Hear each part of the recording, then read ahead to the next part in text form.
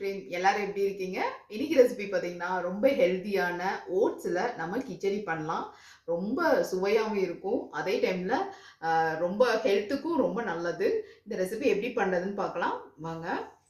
ஹெல்தியான ஓட்ஸ் கிச்சடி எப்படி பண்ணுறதுன்னு பார்க்கலாம். அதுக்கு தேவையான இன்க்ரீடியன்ட்ஸ் பாருங்கள். இதில் பார்த்தீங்கன்னா ஒரே ஒரு தக்காளி எடுத்திருக்கேன். ஒரு கேரட் மட்டும் சின்னதாக கட் பண்ணி வச்சுருக்குது. ஒரு 10 பீன்ஸ் வந்து கட் பண்ணி வச்சுருக்கேன்.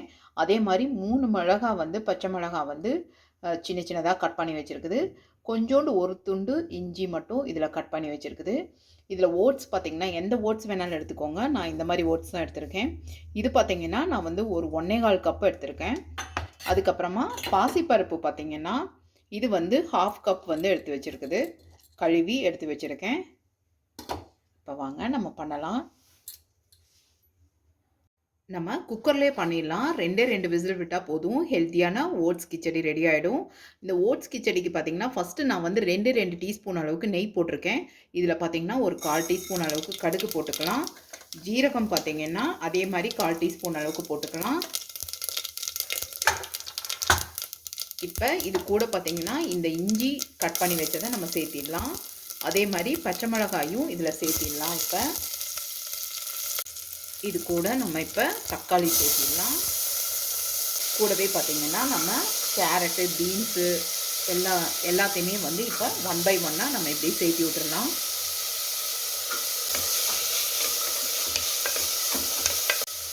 இது 1/4 டீஸ்பூன் அளவுக்கு மஞ்சத்தூள் சேர்த்திக்கலாம்.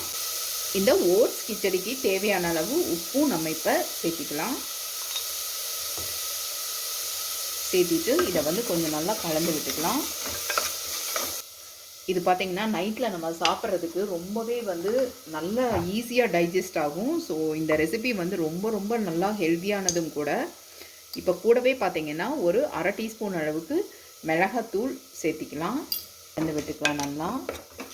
ஒரு 1/4 டீஸ்பூன் அளவுக்கு நம்ம வந்து ஜீரகத்தூள் சேர்த்திக்கலாம். இது கூடவே பார்த்திங்கன்னா நம்ம கழுவி எடுத்து வச்ச நம்ம பருப்பு சேர்த்திடலாம். இதை கொஞ்சம் நல்லா கலந்து விடலாம். தண்ணி பார்த்திங்கன்னா இதில் வந்து 4 கப் அளவுக்கு நான் தண்ணி சேர்த்துறேன்.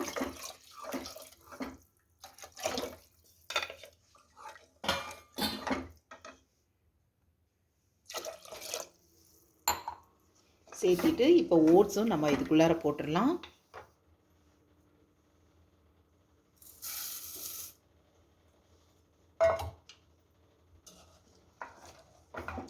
போட்டு இதை நல்லா கலந்து விட்டுட்டு உப்பு மட்டும் சரியாக இருக்குதா அப்படின்னு மட்டும் நம்ம செக் பண்ணிட்டோம் அப்படின்னா அவ்வளோதான். நம்ம இதை வந்து நம்ம க்ளோஸ் பண்ணி வச்சுக்கலாம்.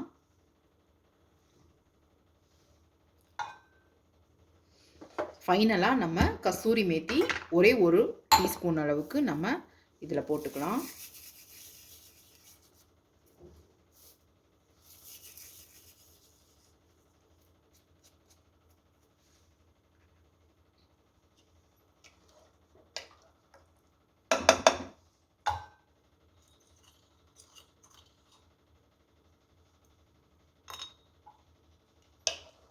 இதை நம்ம க்ளோஸ் பண்ணி வச்சு ஒரு 2 விசில் விட்டால் நம்மளோட சுவையான ஓட்ஸ் கிச்சடி ரெடி ஆகிடும்.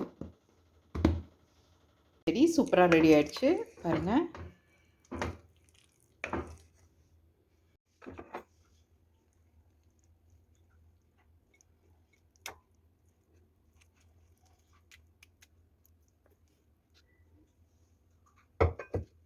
ஹெல்த்தியான ஓட்ஸ் கிச்சடி சூப்பராக ரெடி ஆகிடுச்சு.